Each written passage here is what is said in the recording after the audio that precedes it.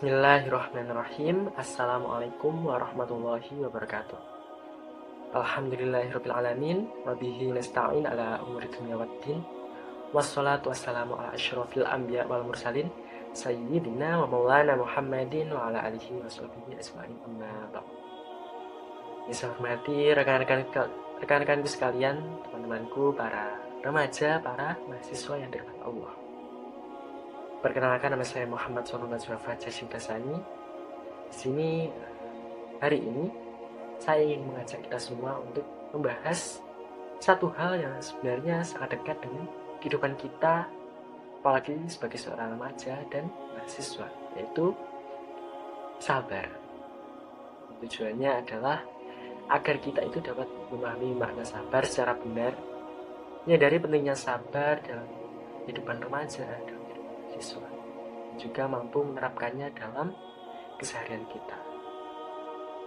Sebelumnya, coba jujur di dalam hati ya.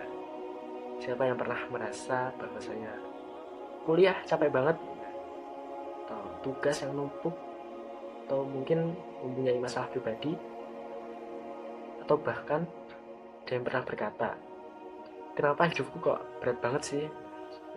Kalau pernah, berarti kita semua sama ya. Dan disinilah sabar menjadi kunci.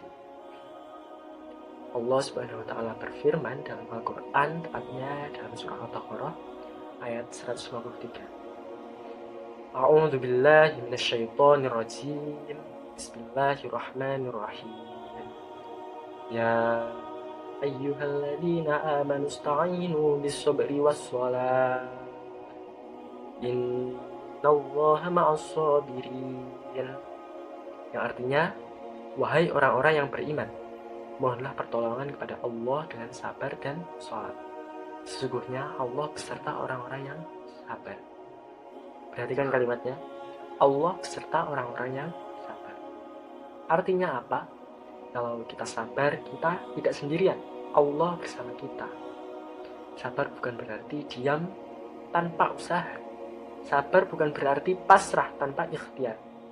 Melainkan sabar adalah tetap taat saat malas melanda, tetap menjauhi maksiat saat godaan datang, tetap kuat saat ujian menghantam. Sebagai seorang remaja dan mahasiswa, sabar itu nyata, sangat nyata. Contohnya, saat kita ingin menunda tugas, tapi tetap mengerjakan. Nah, itu tandanya kita sabar. Saat kita melihat teman sukses lebih dulu, tapi kita tidak merasa iri dan malah menjadikan motivasi, itu artinya sabar. Saat kita gagal ujian, tapi kita tidak menyerah dan menyadari bahwa itu adalah sebuah proses, itu artinya sabar. Jadi sabar bukan hanya teori, tapi adalah praktik sehari-hari. Menurut berbagai penelitian psikologi, kemampuan menahan diri atau self-control dan kesabaran berkaitan erat dengan kesuksesan akademik dan mental seseorang. Artinya, orang yang cenderung sabar itu lebih fokus, lebih tahan tekanan, lebih berhasil dalam jangka panjang. Dalam Islam, ini sudah diajarkan sejak dulu. Bahkan Allah langsung menjadikan kebersamaannya bagi orang yang sabar. Lalu, bagaimana cara kita agar menjadi sabar? Yang pertama, kita harus menguatkan hubungan dengan Allah, yaitu memperbanyak sholat dan doa. Karena di dalam ayat tadi, sabar itu selalu berdampingan dengan sholat. Kemudian yang kedua, ubah cara pandang terhadap sebuah masalah. Jangan lihat masalah sebagai sebuah beban, tetapi sebuah proses. Kemudian yang ketiga, latih diri sedikit demi sedikit. Sabar itu harus dilatih, jadi tidak langsung jadi. Kemudian yang keempat, ingat tujuan hidup. Kalau tujuan kita jelas, kita akan lebih kuat menghadapi prosesnya. Teman-teman, kita ini masih remaja. Kita sedang berproses dan proses itu tidak mudah. Maka saya ingin bertanya, kalau kita tidak belajar sekarang, kapan lagi? Kalau bukan kita yang kuat menghadapi ujian, siapa lagi?